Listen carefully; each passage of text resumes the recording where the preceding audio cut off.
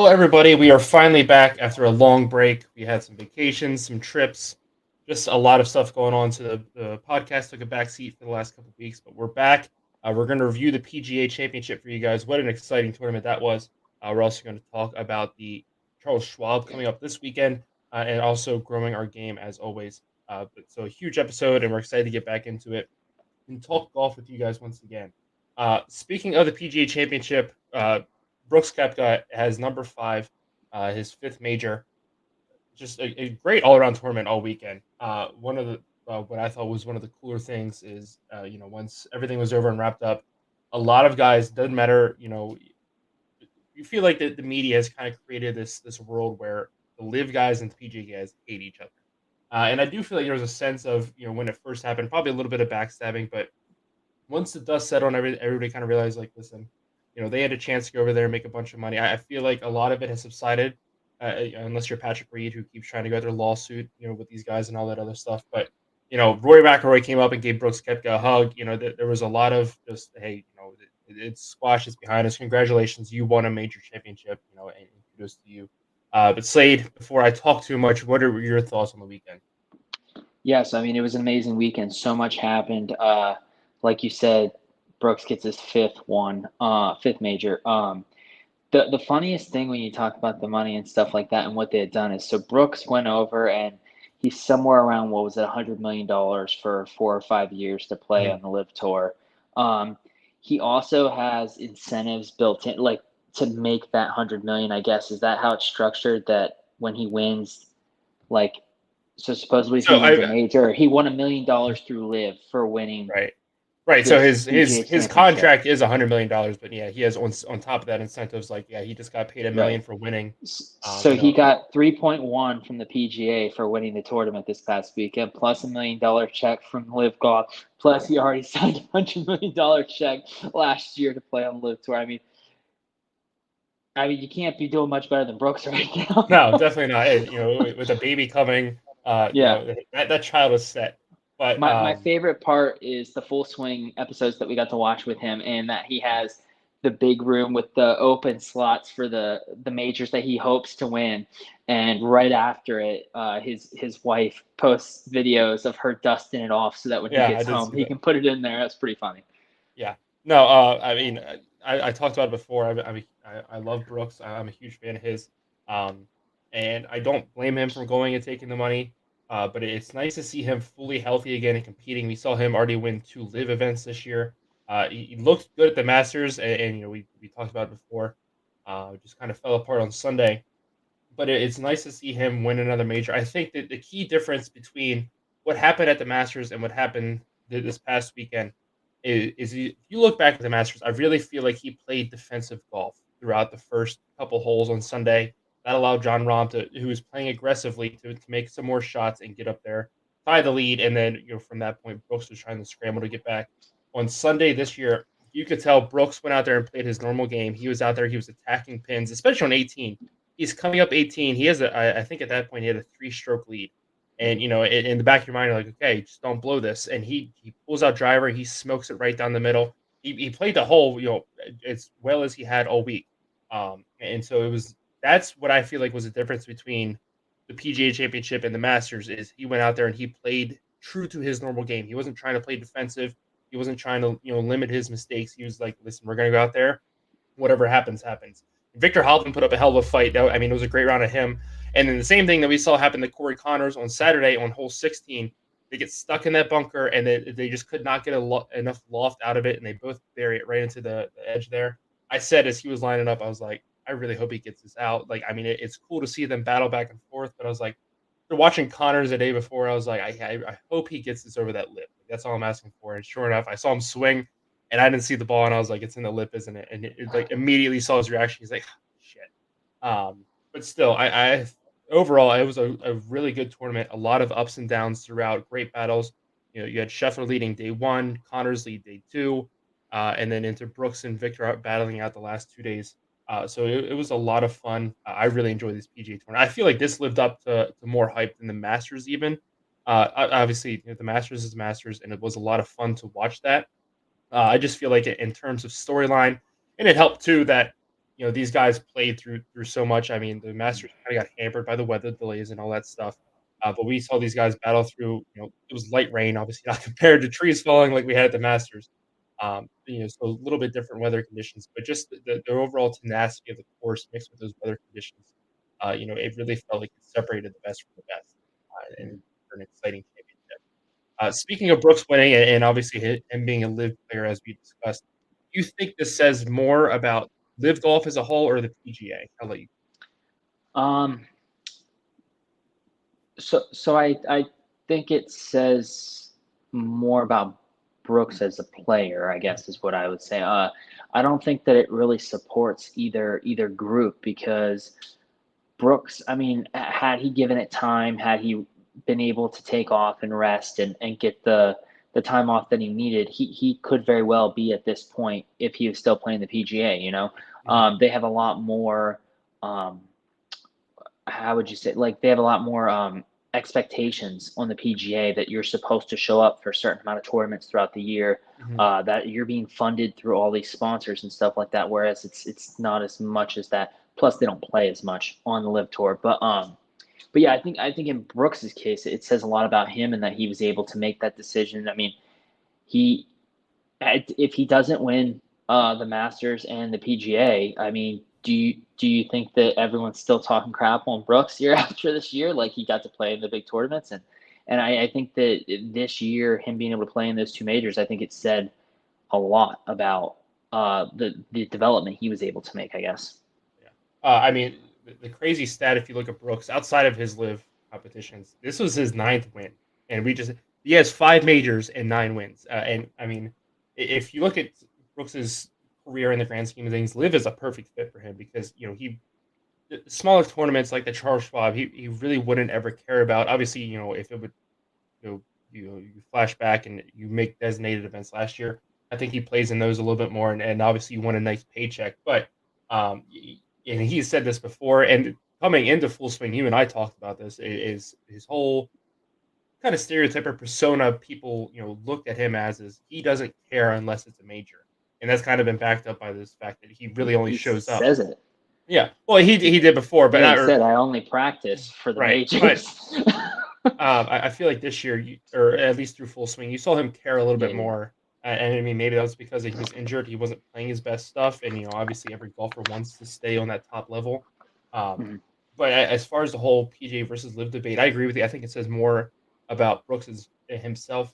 I will say, I know when a lot of guys went over, everybody was looking at that as okay, those are the washed up guys, and I will say when Phil left, I think everybody agreed that, his time had passed in the PGA Tour. Obviously, he won the PGA Championship in 2021.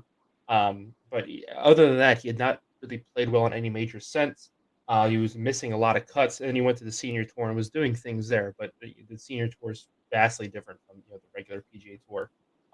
There's other guys like Cage Lee, smaller names like that defected that I feel like, yeah, that kind of does fit. Like those were guys that you were never going to, or excuse me, not Cage Lee. We're going to talk about him in a minute. I jumped ahead. I can't think of the guy's name now. Um, I'm Real quick though, uh, one last thing on Brooks that I want to ask you is, I don't know when this video was taken or when he was asked this question and put this out, but it says a lot about Brooks because every other golfer that goes out there, it seems as if their mentality is they're going out there to play for themselves, play their best round. There was a clip that was posted, and it was my first time seeing it, and that Brooks has said that like when you go to a major, there's what 100 people at the tournament. He said of those, only 50 of them are going to be able to have a chance at winning. He said of those 50, half of them are going to be able to play great that weekend, like it's their mhm, weekend. They're building momentum to play. He said so you only have to beat 25 guys. He yeah, said once it comes to Saturday, not all those 25 guys made the cut. He said now you're only playing a handful of guys, and I thought that was an interesting way to look at it for someone that has made this big deal that everyone's like, oh, he only practices for majors. He doesn't care about the little tournaments like we had just mentioned and stuff. And then to have this comment like, hey, look, I'm not out here just to win for myself. I'm out here to beat people. yeah. No, that's absolutely true. I mean, if you look at any given weekend on the PGA Tour calendar, I mean, I feel like that's true. Guys either have it or they don't certain Mhm. weekends. I mean, Scotty Scheffler can go from tournament to tournament, and he can be competing like we've seen the last few weeks. And you look back, and he was really struggling at some struggling for Scotty Scheffler. Right? Yeah. I keep saying these guys are struggling, and they're still Out of first. the top 10, but Yeah. still, yeah. But I feel like that's definitely true. And you look at the scoreboard throughout the weekend. There's going to be 5 or 6 guys that are in that top 10 the entire time. They're battling it out every day. You're gonna have a guy come up there, and the next day they're gonna fall back and things like that. But there's usually a handful of guys that throughout the full weekend will battle out for the lead. And so, I mean, it sounds arrogant, but I mean, I feel like for the most part it's true. Um, but I mean, just back to the whole washed up thing. I mean, like I said, there was guys that left, and I think that fit the bill. But I mean, Cam Smith literally won the Open Championship and then defected. I don't think anybody was calling Dustin Johnson washed up or anything like that. So I mean, while I do think that stereotype fit a lot of the early guys, I would say that left. The later guys like DJ Brooks and Cam Smith, especially those three. Even Bryson, I mean, I think that kind of even fit him because I know he was dealing with some injuries as well, but I just feel like his game as a whole was just off. And a lot of people were talking about, well, he's too focused on the long drive championships and stuff like that. And is his swing doing more damage to his body than helping him? Mhm. And then we look back at the Masters. He played horrible at the Masters this year, and the last couple years. But he goes to the PGA, and again, he's up there battling for the win. He played really well all weekend. Just kind of stumbled throughout the day Saturday, and just couldn't put anything together on Sunday. But I think if we're gonna look at is okay, who had the better weekend, Live or the PGA? I think Live obviously they get the winner, but they also had Bryson up there. Cam Mhm. Smith played pretty well. Dustin Johnson, I don't know what's going on with him. I mean, I think he might be in that stereotype of I got my bag, I'm fine. Um, but he's just making cuts right now, and then he just kind of falls back, and he's at then.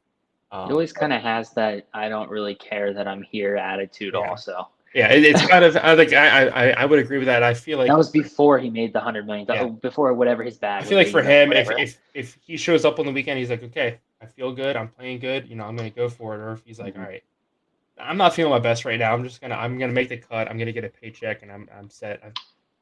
I don't know Dustin Johnson personally, obviously, but I don't know. I kind of feel like that fits the bill for him. Yeah. Last thing we got to talk about before moving from the PGA Championship is obviously the Block party that was going on weekend. Michael Block was the Cinderella story of the year. He was shot even all 4 days. Just absolutely insane to see. And of course, the crowning achievement is on Sunday. As he's paired with Rory, he dunks it on I think it was 17, 15. 15. You're right. 15. Excuse me. Um, I was sitting on the couch watching that, and I saw it hit. I didn't see it bounce or anything. I was like, "Oh, did it shoot over the green or whatever?" And then I saw everybody like screaming and going on, and I had the TV muted for a minute because Hannah had just got home, and so I'm talking to her, and she's talking to me, and I'm like, "Did he just fucking make that like out loud audibly?" And she's like, "What? What are you talking about?" And she turns, looks at me, she's, "Isn't that the guy you're talking about?" And I was like, "Yeah." And sure enough, he dunks it. That was just such a cool moment to see. I mean, just watching his appreciation for the whole event throughout the whole week. They're interviewing him. Hey, you shot even today. I think he was top 10 at that point because it was Mhm. a rough day on Thursday. He was like, hey, I'm just out here, just trying to have fun, just playing my game. Friday it's like, hey, you made the cut. You're ahead of John Rahm, and he's like, you can tell that. He got a little bit 6 emotional. strokes ahead Yeah. of John Rahm. And then you cut to Saturday. He finishes his round, shoots even again. I think he was still in the top 10 at that point. And they're like, "Hey, you're gonna be Yeah. paired with Rory McIlroy on Sunday. How do you feel about that?" And that's everybody's dream is we want to be on that stage. And for him to go out there and we were texting. It gives like my golf game hope. Like obviously, I'm never gonna be that like shoot those scores, but if this.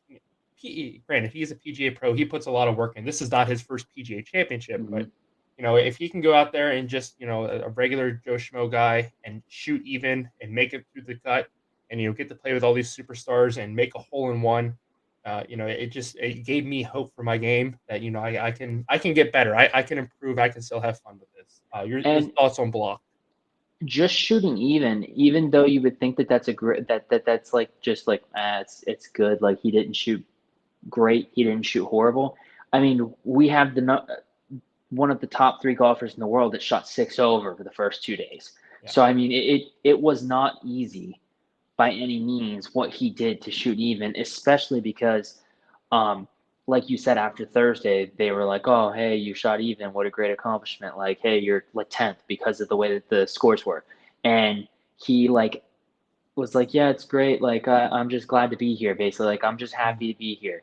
And then the next day, like you had said, you made the cut, and he's like, "This is a dream. I'm living a dream," or whatever. And then like Saturday, after Saturday, when they say he's gonna be paired with Rory McIlroy, he says, uh, "I'm not sure life can get much. I didn't think life could get much better," or something like that. It got Mhm. it. My life just changed somehow, but I don't know how, Yeah. or something. And And then the sure enough, the next Sunday, day he makes a hole in right? one. I mean, Sunday after that, he's sitting. I don't know, at some dinner place or wherever in the clubhouse, whatever the deal was, and he gets a call for this week's tournament. Yeah. And they're like, "Hey, we would love you to come." And now online, they have, I think it was like the RBC or something Yeah. like that had also messaged at him now and it's invited him and stuff. And so like he has not let it go to his head yet, as far as I've seen. I mean, he said like, "Look, I get to play in 2 tournaments in the upcoming weeks, and then I go back to doing instructions at a Yeah. golf course. Like that's my day job." Like, Yeah. And I some just videos. made $250,000 playing in this tournament, but I'm still going back to work next Yeah. week. You know, I mean, still the best part for me was I just saw this video today is when his caddy found out how much money he was making from the tournament. they That were was doing the really cool. calculations. Yeah, Yeah. But no, it's just like I said, it's so cool to see, and I still don't think it's fully gone through his head. I think nope. I mean, obviously he's just a very humble guy, but the videos of him showing up at the Charles Schwab this week, and Max Homa, who's had a great Hmm. year, walks up to him, and they're just chit chatting, and he's like, "Hey man, I'm blessed to be here. I'm happy." I hope he plays well again this weekend. I know he just missed out on the invite back for next, or no, I'm sorry, he did get the invite back for next year, Yeah, but he missed out on like a temporary PGA Tour card and all correct. that stuff. But still, just a magical weekend, and those are not easy conditions, let alone the course itself. It was so difficult, like you said, the world number one at the time shot 6 over through 2 days, and here he is sitting at even. And then And throughout the weekend as a whole, Saturday, we talked about how horrible the weather was there. Just kept his head down, plugged along, shoots even again. And then Sunday, he looked like he was going to break that streak, and then he makes that hole in one. What were you going to say? so Sunday, you had just mentioned about him being invited next year back to play. Mhm. He almost didn't get that opportunity also because on 18, on his approach shot, he hit it left into the grass, kind of between two bunkers, and Into the gallery. He was in in the crowd. Yeah, correct, and it was in the grass. Like yeah, he did not. His just attempt is just to get it on the green somewhere, and he ends up putting 8 feet away from the hole to give himself a chance at a one putt to put himself in the next year's tournament. I I mean, mean, he putting is what really helped him this weekend yeah, also because he's a phenomenal putter. yeah. Those are the. I mean, when we go to like the range and like the practice bunkers, and stuff, those are the situations we imagine ourselves in. Like, Mhm. hey, I got to get up and down here, and and we, in our heads, we're like, "Hey, we're gonna win the tournament." He was getting up and down for his chance to come back next year, and he did that well all week. And I couldn't believe how well he played out, not just the bunkers, but around the green. I think he was one of the best guys I watched all weekend. I don't know what his stats reflect, but just watching, I mean, it was so impressive. There was so many situations where a normal guy like you or me would have hit the ball there and been like, "Shit, like here's 3 strokes for me to just get out of this area," and he gets it up there and he's rolling it close to the hole, and like you said, he putted super well. He played his golf the way that he knows how to play it the Yeah. entire weekend. He made the comment that I think it was on the Foreplay podcast. He made the comment that on one of the holes, Rory put out an 8 iron and he hit a 4 iron, and that Oh they yeah. hit the ball to the same distance, like on the green, and he said that it's not something that should happen like that. A four Yeah. iron and 8 iron should not go the same distance, but that's his Yeah. distance that he hits with it, and that's Rory's distance, and that's the difference between him and Rory. He said. And I think I saw PGA post. I think the irons he played were like 10 years old. Like they're not the newest Very, technology or anything very like that. scuffed up. He said Yeah. that he stuck with them because it's what he's been using. That's what Yeah. he's used to. Yep. Yeah. So yeah, I'm a huge Michael Block fan. I'll be cheering for Mm. him this weekend. Um, Speaking of the Charles Schwab Challenge, let's go ahead. Let's look at our fantasy picks as always. Looking back though, real quick, let's update you on our standings. I have passed Nick. I'm out of last place. Thank God. Not by much, but I'm out. It gave me a little bit of breathing room. I'm 8 up right now. You are leading our group. You're 1 point behind Sam for the overall Mm. lead. Um, but yeah, things are tightening up a little bit. I've put together Hmm. a few good weeks here. I'm saying that I'm going to jinx it. I'm going to have a terrible week this week, but nonetheless, everything is tightening up, and that's just how it works out over the course of a long season. Now, I will say, I know Sam has used Speed, I think 5 times, and Nick's Nick used used Scheffler. Effler 5 times. So I mean, those It's going to get tricky. I think the most I've used somebody is 4 times. So Same. um, guys are going to have to start watching out. So, but moving on, let's go ahead. Let's look at our picks this week. Since I won out of us, I'll go first. We just talked about him. Obviously, I'm taking Michael Block. I mean, I'm going to ride this Cinderella story until its end. I hope he just continues to play well this week. So I'm just going to take him. Why not? Save me a usage of somebody else. Let me get a Michael Block top 10. Help me out here. Sam Burns has also just played. Kind of his head has been down ever since he won the WGC Technology Match Play. So I'm expecting him to kind of bounce back. They're in Texas again. I think he's going to be playing well. He hasn't played out of his mind or anything since then. Not kind of the breakthrough that we thought that win would be for him. But I think being back in Texas is going to help a lot. I'm expecting big things out of him this weekend. Tony Finau won at Mexico. Hasn't really done anything since. Really struggled at the PGA Championship. Just has not been able to kind of have any breakthrough at a major. The closest he came was in 2019 when he was in the final pairing with Tiger Woods and Molinari. But I mean, I think ever since then he's just had horrible luck in major championships. But I'd like him to start to put together some momentum here throughout the summer. And as we head into the U.S. Open and the Open Championship. Viktor Hovland coming off a great appearance at the PGA Championship. Like I said earlier, he was giving Brooks Koepka all he could handle. I need to see a win out of him here soon. Last time he played well at a major, he was at the Masters. The next week he played well until Saturday at the following tournament. I'm expecting him to play well the full weekend here. Justin Suh, another guy who played super well at the PGA Championship. I just think he's, we saw him at the top of the leaderboards there in the spring during the Florida swing, and then we kind of haven't seen him really since. I'm expecting that really good performance at the PGA to kind of propel him through the summer months here. And Kurt Kitayama, another name who was up there on the leaderboard. I think he finished top 5, top 4 actually at the PGA Championship. Hasn't really made any noise since he won the Arnold Palmer. So I'm expecting a big weekend out of him. Slade, let's get your picks this week. Yeah, so a couple of repeats from what you had gone with. I'll start out with those. Viktor Hovland, I picked him because it seems like he's kind of been on this roller coaster this season to where he plays like 3 great weeks of golf, and then he has 1 or 2 weeks where he's kind of middle of the pack. Last weekend was great golf for Victor, and so I think that he's going to follow it up again this weekend. Sam Burns, winner from last year, like you had said, he won the Technologies. What was that? The team one, Match play, and and so. I'm looking for him, like you had said, being back in Texas, having already won at this tournament. I think that he's going to have a really good chance at getting a good score, fantasy-wise, this weekend. Tony Finau, I think that he's kind of been silently very good. Well, no, I guess it's not silent, but very good at these kind of mediocre level tournaments where he struggles at the bigger tournaments, like you had mentioned. Justin Rose, I don't know why, but I looked at the power rankings and he was like up there, and I was like, well, the last time he was up there, he placed like 5th, so I'm gonna pick him. I mean, he had a really good week at the PGA tournament. He just kind of sputtered throughout the weekend, but I mean, he was up there the first 2 days, and I think he still finished inside the top 10. Yeah, and I think that last weekend for the guys that did do bad, it's a little hard to judge them on that just because there were so many guys that were good that did have a real tough time getting around the course. Yeah. I also matched you with Kitayama, and then my big one that I'm pulling out this week that I didn't want to have to use him, but he's in Texas, and he always does great in Texas, it seems like, Jordan Spieth. I think that him and Hovland realistically are going to be the two that are kind of battling it out within the top 5 this weekend. So I just couldn't let him not be picked. I think I would take Scheffler over Spieth to be battling out with Hovland for the win this week, just because I don't know. Spieth's wrist still concerns me. I mean, I know he played well this past week, or better than I think anybody predicted him to do with taking the week off for his wrist. But I don't know. For me, he doesn't really have any So momentum. Scheffler is my guy that I had picked 4th, like you, and Mhm. Spieth I'd only picked 3, so I figured I would pick Spieth this week. It being in Texas, like you had said, Scheffler is great in Texas also. Jordan also being great in Texas.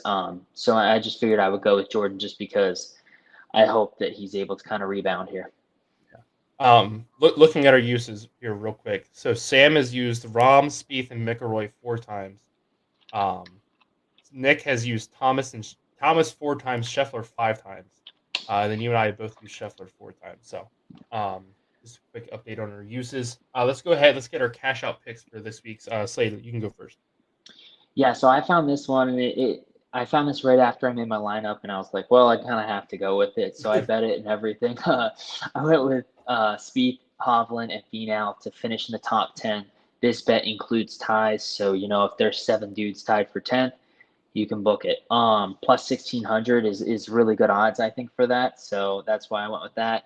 My other one was Kitayama over KH Lee, and that one was at plus 112. I feel like Kitayama, I feel like that should be more even money line in my personal opinion, but so I figured at plus 112, I should try and pick that one up.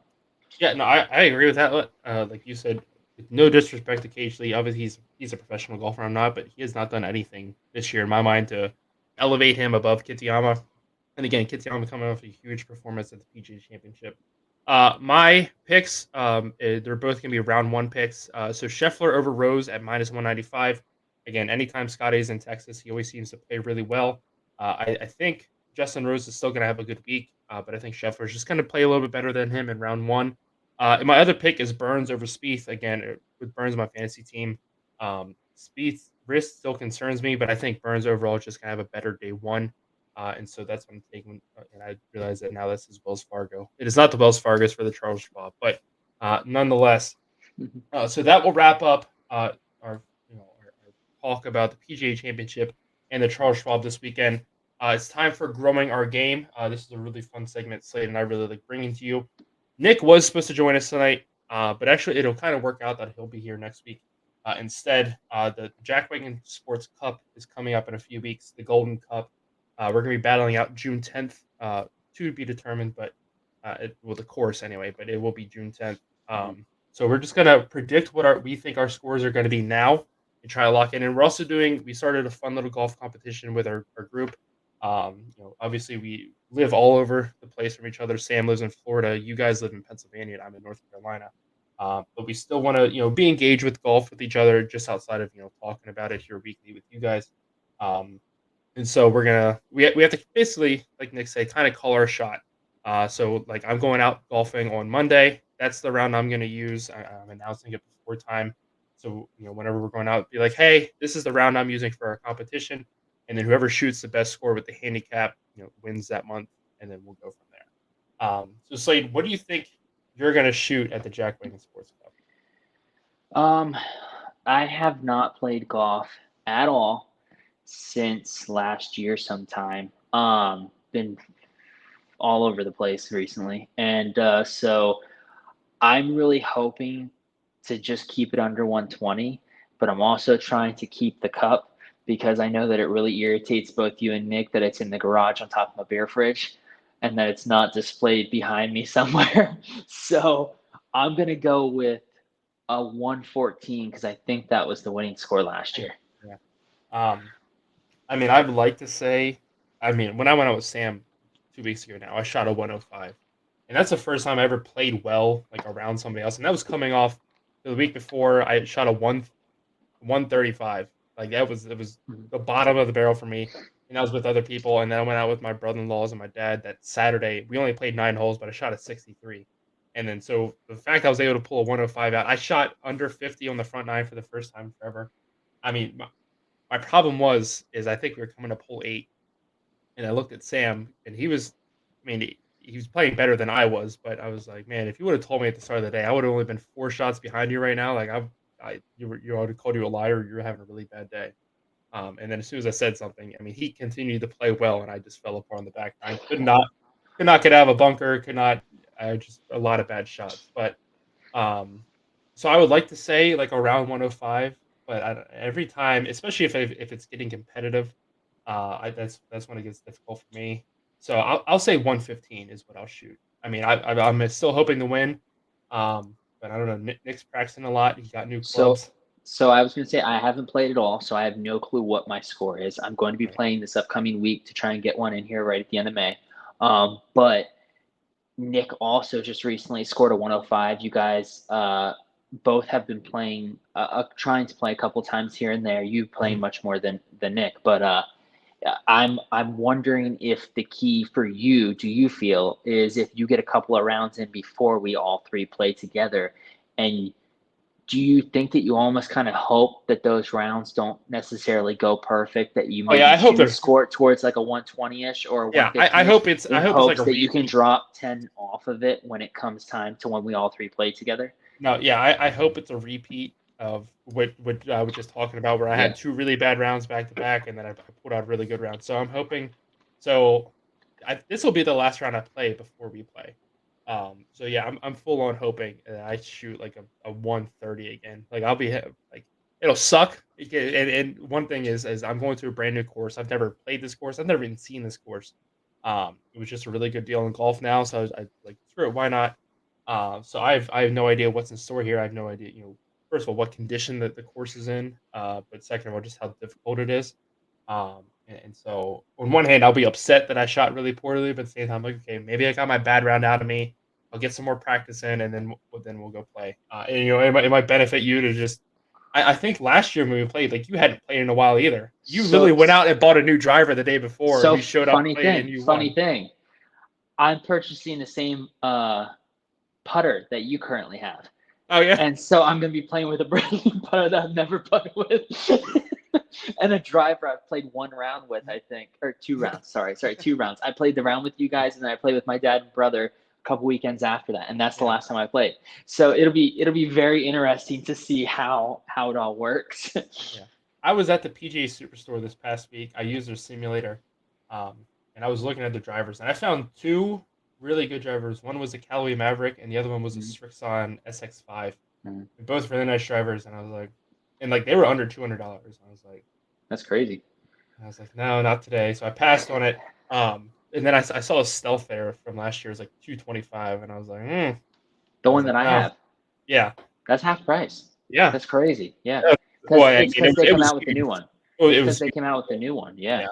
And being used help. But yeah, so when we play, I probably won't have a new one. I mean, Probably that'll for the be my best birthday since you present. just shot a 105, which is 9 shots better than last year's score Yeah, for the and I cup. barely use my driver too. I use my three Yeah, wood more than my driver, and I mean, I think a that's little bit the more control. Yeah. yeah. And I'm not slicing everything to the woods, but more practice. We'll see. I mean, like I said, whenever I start getting into competition, it just gets into my head, and I can't play as well. So my hopes aren't high. Um, Will there be turn dogs? Absolutely. Um, So, but speaking of food and beverage, so I saw this on TikTok. I brought it up to you guys. Sam was the only one that answered me.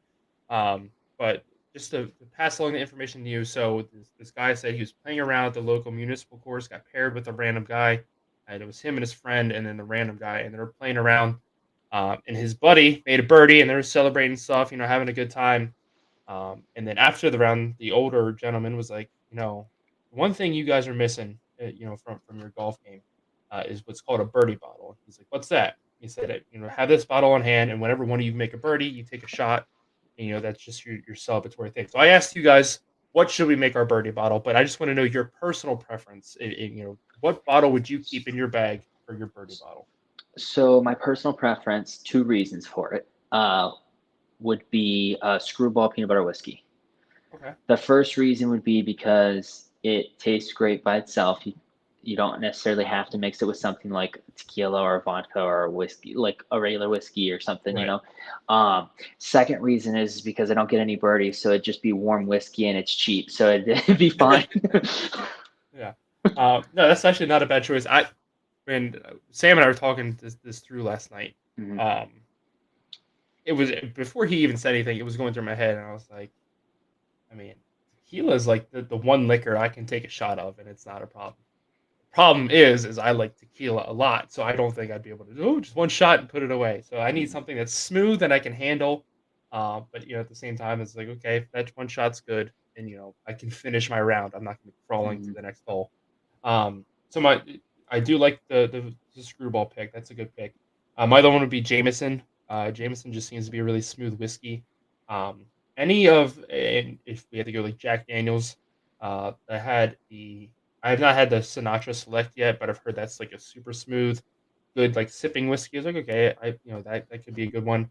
Um, and Gentleman Jack, I bought that on my 21st birthday, and I did a couple shots of that. That wasn't horrible either. So those are my options I would pick. I mean, so it sounds like we're going to be having screwball at the Jack Wagon Sports Cup, even though, like you said, we're probably not going to be making any birdies. Uh, Loser so has to drink warm whiskey. yeah, there we go. But I think that now that the fact that we're gonna have an after party this time afterwards is gonna be a lot more fun. Oh So yeah. I'm excited for that. But we'll talk about that more next week with Nick here as well. So we're super excited to bring that to you guys as well. But that'll do it for this week's episode. Thank you guys so much for checking us out as always. Make sure you head over, check the links in our bios, go follow our socials. Our merch store is still live, and we appreciate everything you guys do for us. And we will see you next week. Sounds good.